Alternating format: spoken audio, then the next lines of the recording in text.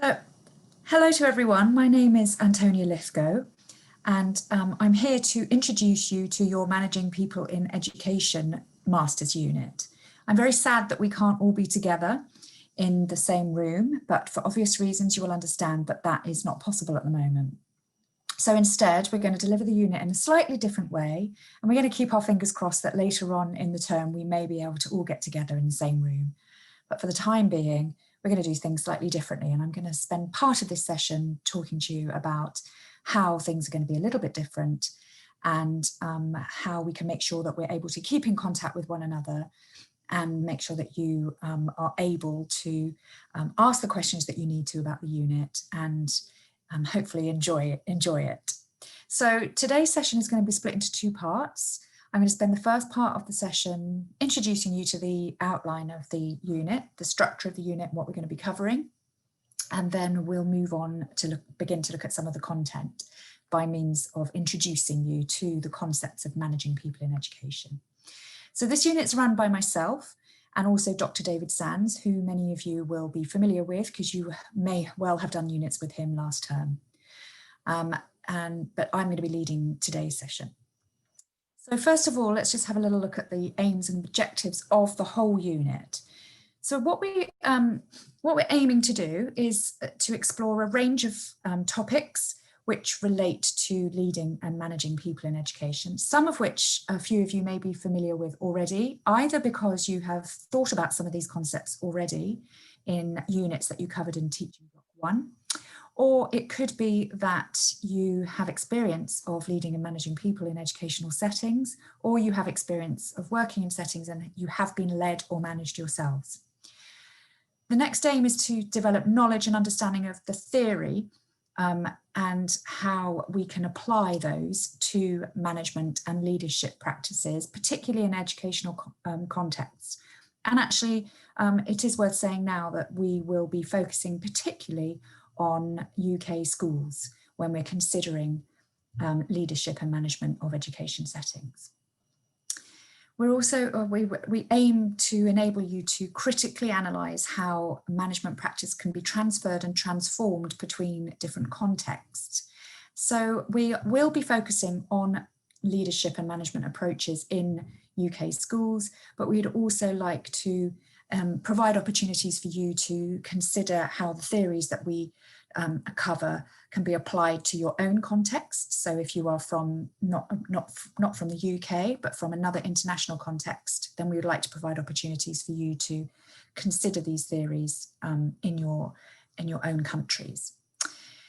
We'd also like to provide opportunities for you to enhance a range of skills which are useful to people who either manage people in schools, and we're going to try and do that through case studies. We'd like to bring in some outside speakers if we're able to, but just to provide opportunities for you to think about the skills that are associated with management of people and leadership of people in schools and educational settings.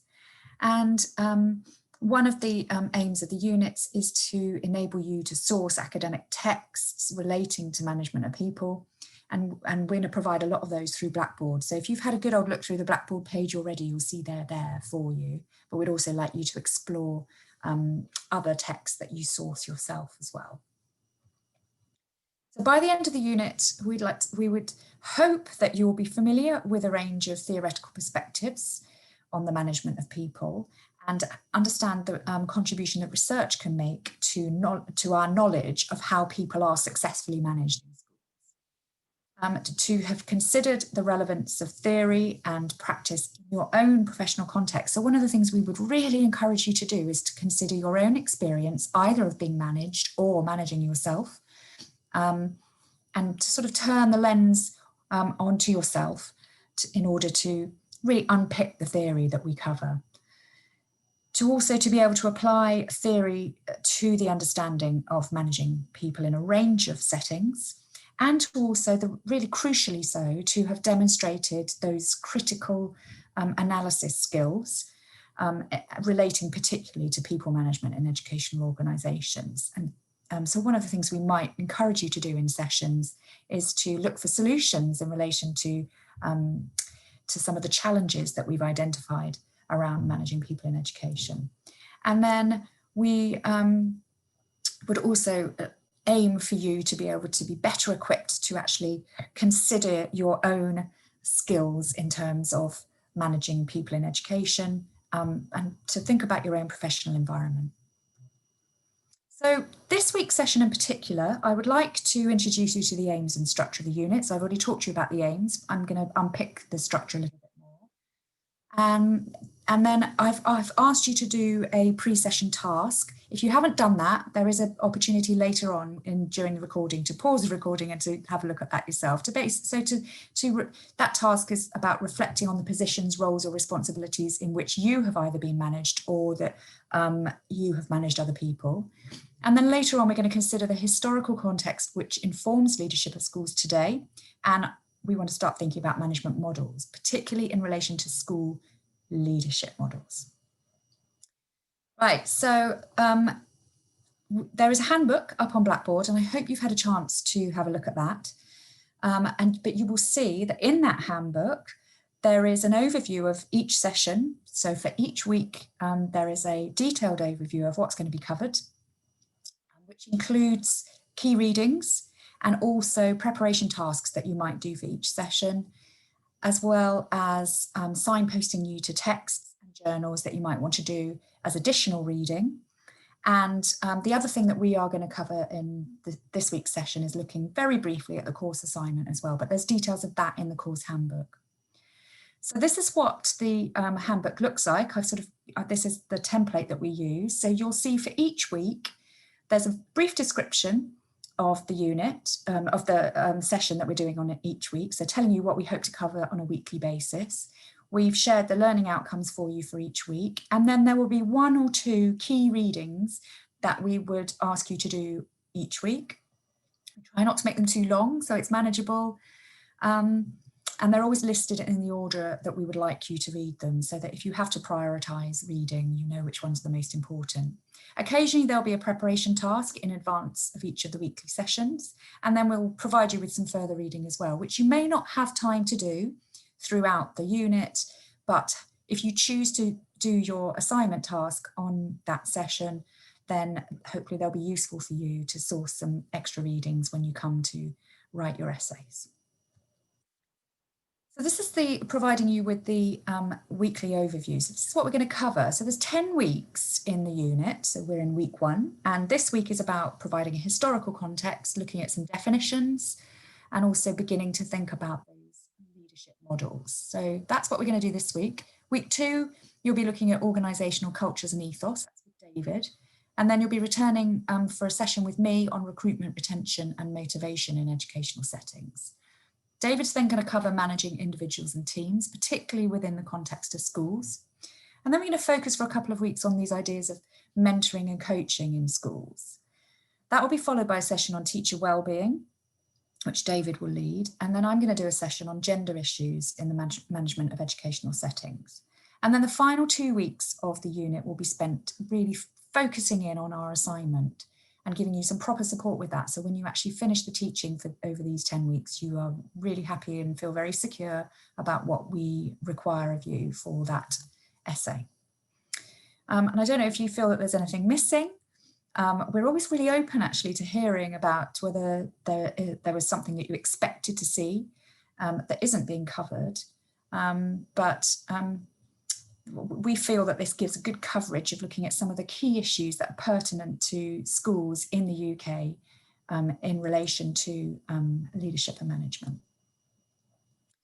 So how do we like to work on this unit? Well, we really like to encourage collaborative working. Now, that is going to be a little bit more tricky in the current climate and the fact that we're not all together, but we would still like to create some opportunities to allow you to collaborate with your course mates. Your final assignment is done independently, but we will be trying to create opportunities throughout the 10 weeks for you to discuss ideas really with your course mates. So there'll always be some lecturer input on a weekly basis. And during that, we will be setting thinking points and little tasks, which will be part of this pre-recorded lecture. And those are really things that you may then wish to go and discuss with colleagues at a later date. So we really do encourage interaction between students. And this is really because you've all got your own experiences of management and leadership in educational settings. You've all been to educational settings yourself, and lots of you have got extensive work experience. So we want to create opportunities for you to share your experiences of those, because we do feel that that adds some real richness to the discussion and really provides a context for some of the ideas that we're talking about. So there'll be reflection points and there'll be tasks each week. We would like to invite visiting speakers in to contribute, because we do understand and recognise that current practitioners and also researchers can make a really, really valuable contribution to our masters units and bring some of those ideas to life. That might be a bit more challenging again in the current situation, but we're going to do our best to try and bring some visiting speakers in. And then towards the end of the unit, we will have this collaborative task of posters and some presentations. Those are in the last 2 weeks. They are linked, that they are formative assessment tasks. So they're not credit bearing, but they're linked to that summative assessment task. So we've basically designed them to support you in your final essay task. So they take place in weeks 9 and 10. So how are we going to deliver this unit? So we're going to do it a little bit differently, as I mentioned. We were hoping to see you every Thursday in a lecture theatre, but that can't happen for the time being. So we'll do a weekly recorded session, so you have your lecture there to refer to, and we're going to make sure that that's on Blackboard by Monday of each week. And then you will have a timetabled slot in your timetable, which was either going to be a face-to-face or an online, depending on where you are studying from. But what we're going to do is we are going to try and facilitate some live sessions in the course room, which you can access through the Blackboard page on a regular basis. So that might be an assignment support session that's run by one of the lecturers, so me or David, and it'll be an opportunity for you to ask questions, but also the lecturers won't be attending that every week. So we would encourage you to use that 10 a.m. slot on a Thursday to get together with course mates and to use this as a study space, really, to talk about some of the ideas that we cover in the recorded lectures. But what we'll do on a weekly basis is let you know if David and I are going to be there and what we would like to cover. So for instance, I will be there on the 14th of January to ask any questions you have about the unit and to provide an opportunity for you to think about some of the ideas that I'm going to cover today. So the next thing to just talk about briefly is your assignment. So there are a range of essay titles to choose from, or actually we will give you the opportunity to negotiate your own if you'd like to. They're all in the handbook, so you can go and find them now. As I've already mentioned, we will have an assignment workshop later on in the unit where you can look at and you can critique some work from carried out by previous students. So you'll be able to see sample assignments and also just to chat to your course mates about what you've got planned, share reading resources and things like that around your assignment. So we put in a lot of support for that. And the deadline for your essay which is a 4,000 word essay, is Tuesday the 4th of May at midday. So it's worth making a note of that now. Right, so just a little activity here for those of you who have not already done so. What I would like you to do now is to take some time to explore the Blackboard page, to really have a good old read of the unit handbook and to familiarise yourself with the assessment requirements of the unit. So the handbook is up in the unit information section of Blackboard.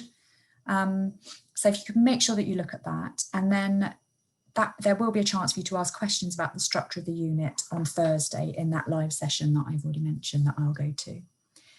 And the other thing I would like you to do at this point, if you haven't already done so, please read the key readings for today's session before moving on to the next session, because you will need them to think about some of the ideas that I'm going to introduce in the second part of this lecture.